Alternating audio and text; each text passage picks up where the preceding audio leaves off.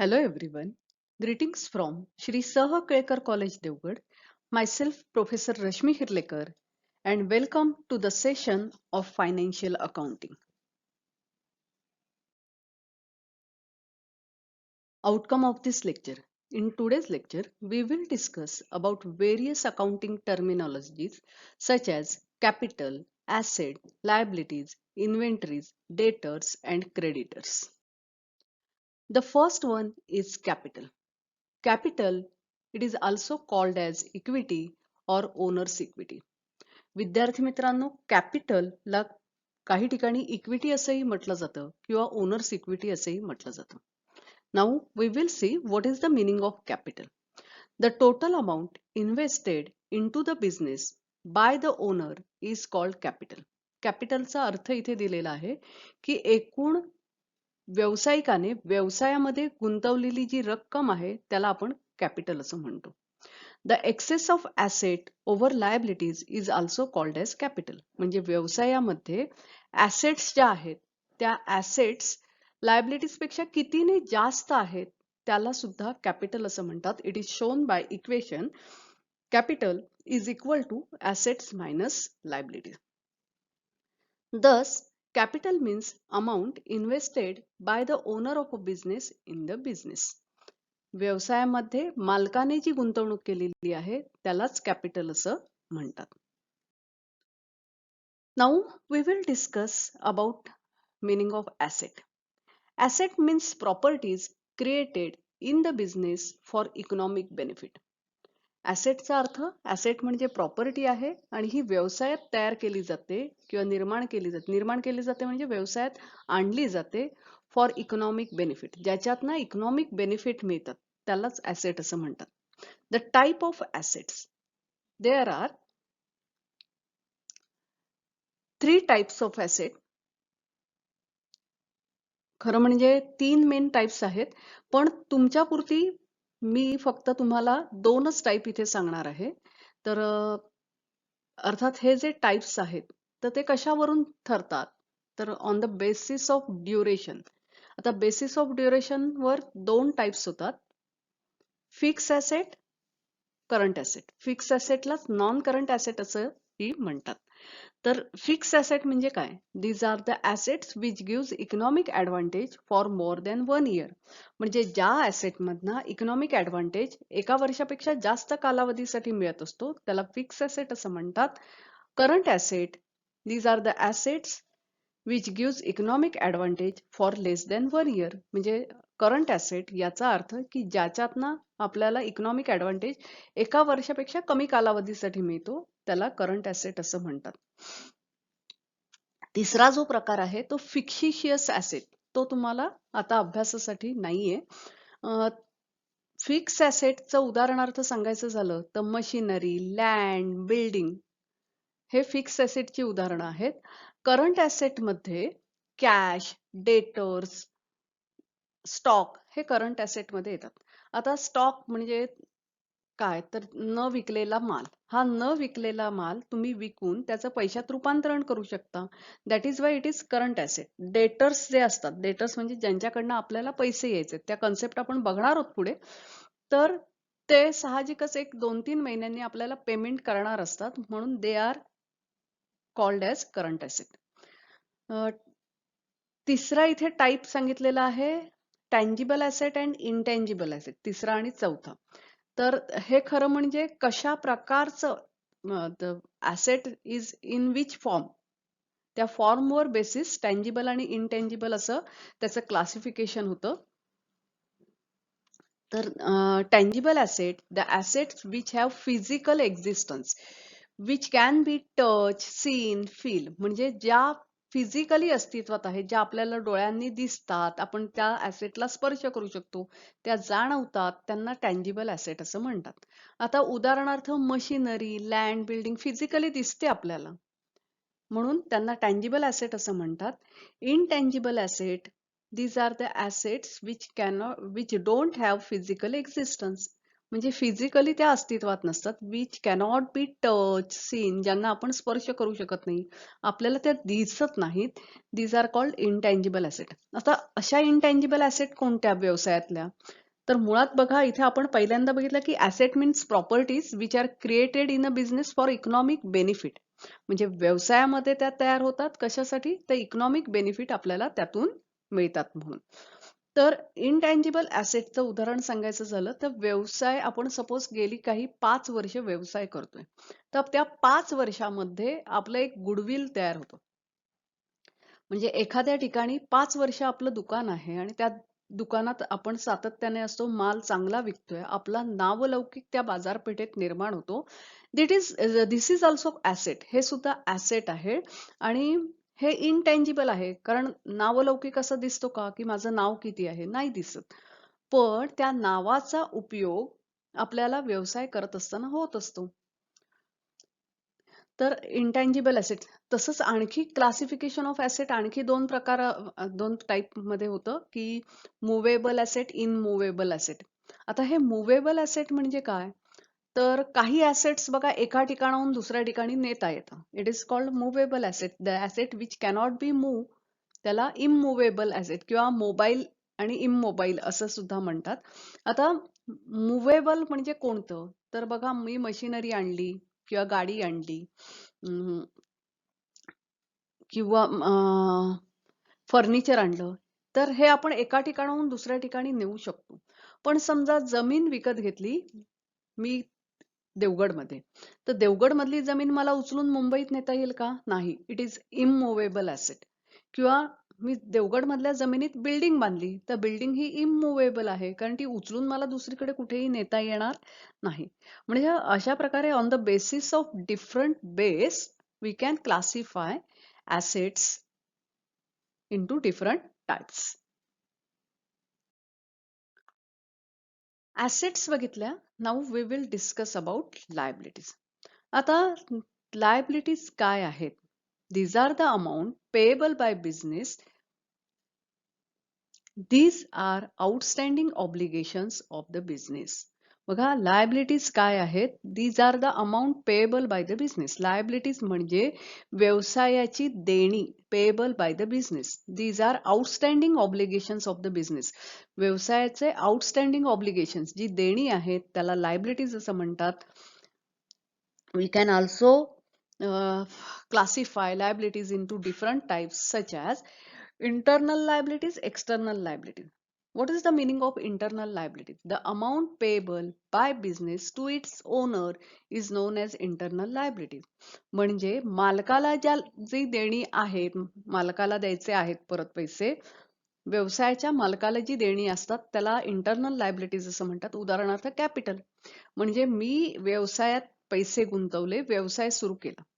ज्या वेळेला मी व्यवसाय बंद करते त्यावेळेला साहजिकच आहेत, मला गुंतवलेले पैसे परत हवे असतात. त्यामुळे capital it is internal liability. मग then what do you mean by external liabilities? The external liabilities means the amount payable by business to the outsider is known as external liabilities. बाहेरच्या लोकांना जी देणी आहेत, फॉर एक्झाम्पल बॉरोईंग्स, लोन, क्रेडिटर्स. म्हणजे समजा मी बँकेकडनं कर्ज घेतलं किंवा एखाद्या फायनान्शियल इन्स्टिट्यूशन कडनं कर्ज घेतलं किंवा मी डिबेंचर्स इश्यू केले. कदाचित डिबेंचर्स या संकल्पना तुम्हाला माहित नसतील, पण आपण पुढे ज्या वेळेला अधिक अकाउंट शिकत जाणार आहोत त्यावेळेला ह्या सगळ्या कन्सेप्ट पाहणार आहोत. क्रेडिटर्स म्हणजे काय? तर मी ज्यांच्याकडनं माल खरेदी केला त्यांना पैसे नाही दिलेत, they are creditors. These are all my external liabilities. आता on the basis of duration, liabilities can be classified into current liabilities and non-current liabilities. जसं आपण बघितलं होतं की करंट ऍसेट ज्याचा फायदा फक्त वर्षभराच्या आत मिळतो, वर्षभरापर्यंत असतो, त्याला करंट म्हणतो. वर्षभराच्या बाहेर त्याला fix. Same here current liabilities if the obligations to be settle within a year, म्हणजे पैसे आपल्याला एका वर्षाच्या आत द्यायचे, it is called current liabilities. And non-current liabilities if the obligations is to be settled in more than 1 year, एका वर्षाच्या पेक्षा नंतरच्या जास्त कालावधीत आपल्याला पैसे परत करायचे आहेत. म्हणजे लोन घेतलं 5 वर्षात पे करायचंय, तर नॉन करंट लायबिलिटीज. पण समजा मी माल खरेदी केला, 3 महिन्यात पैसे द्यायचे, इट इज करंट लायबिलिटी.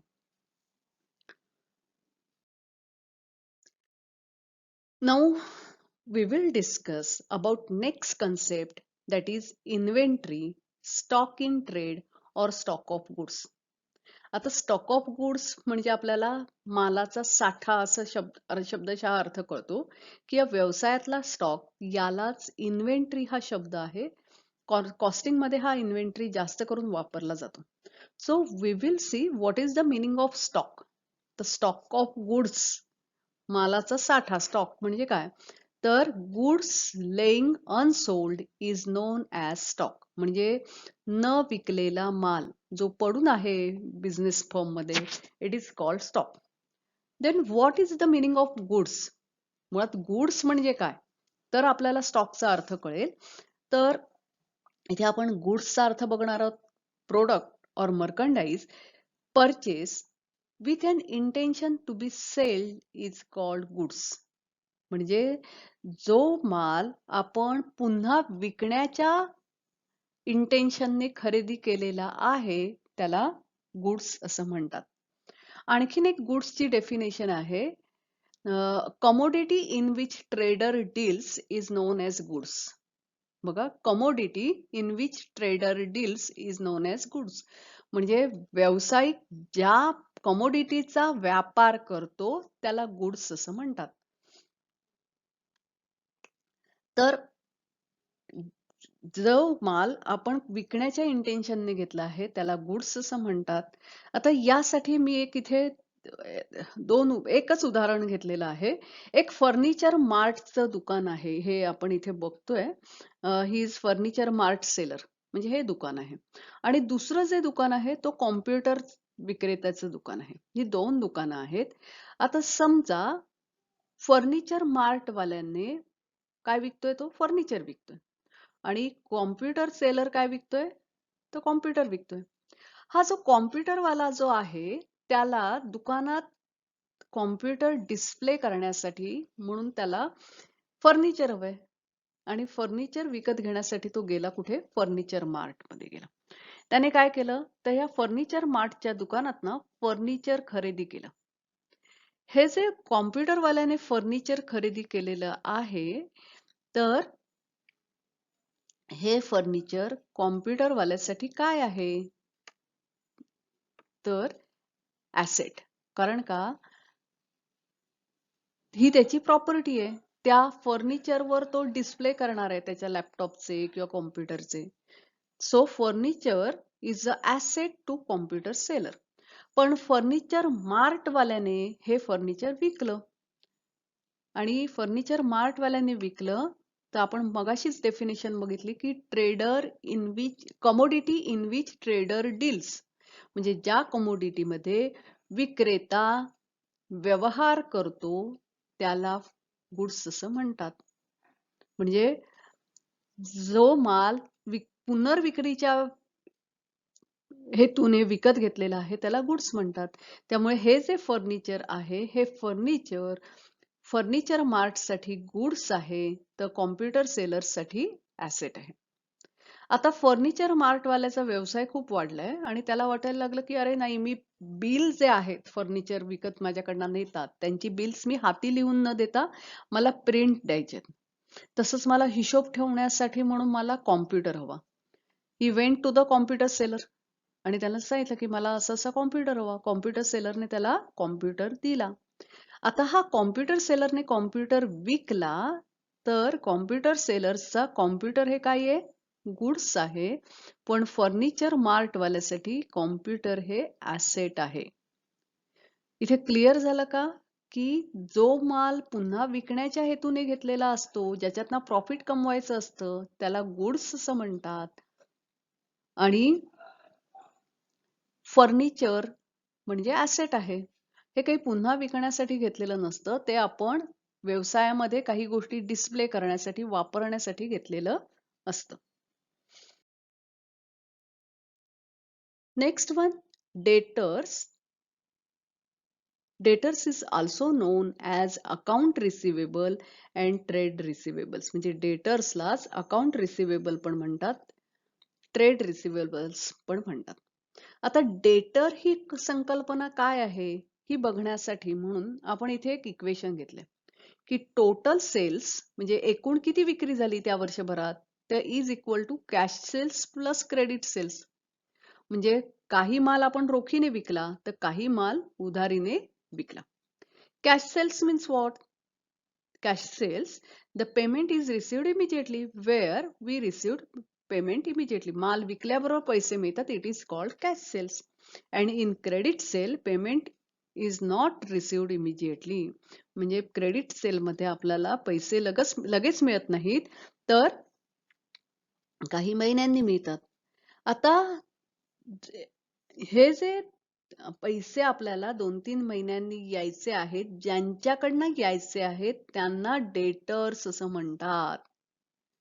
ज्यांच्याकडनं माल विकल्यानंतर पैसे यायचे आहेत, they are called debtors. Debtors is a person from whom amount is receivable. ज्यांच्याकडनं अमाऊंट रिसिवेबल आहे, दे आर कॉल्ड डेटर्स. डेटर्सलाच अकाउंट रिसिवेबल असं सुद्धा म्हणतात आणि ट्रेड रिसिवेबल सुद्धा म्हणतात. Now we will discuss about creditors. Creditors are also known as account payable or trade payables. म्हणजे क्रेडिटर्सला अकाउंट पेएबल किंवा ट्रेड पेएबल्स असं म्हणतात. डेटर्सच्या पूर्ण विरुद्ध क्रेडिटर्स आहेत. डेटर्स मध्ये काय झालं होतं की आपण माल टोटल सेल्स बघितला होता. Here we have to see total purchases. आता हे टोटल परचेस कसे तयार होतात? तर cash purchases plus credit purchases is equal to total purchases. Cash purchase म्हणजे काय? Where payment is made immediately. म्हणजे माल खरेदी केल्याबरोबर लगेच पेमेंट केलं, it is called cash purchase. And credit purchase where payment is not made immediately. आपण काही कालावधीनंतर देणार आहोत. हे जे क्रेडिट सेल आहे, ज्यांना आपण काही कालावधीनंतर पैसे देणार आहोत, दे आर कॉल्ड क्रेडिटर्स. त्यांना क्रेडिटर्स असं म्हणतात. Creditor is a person to whom amount is to be paid. म्हणजे ज्यांना आपण रक्कम देणे आहोत त्याला क्रेडिटर्स असं म्हणतात.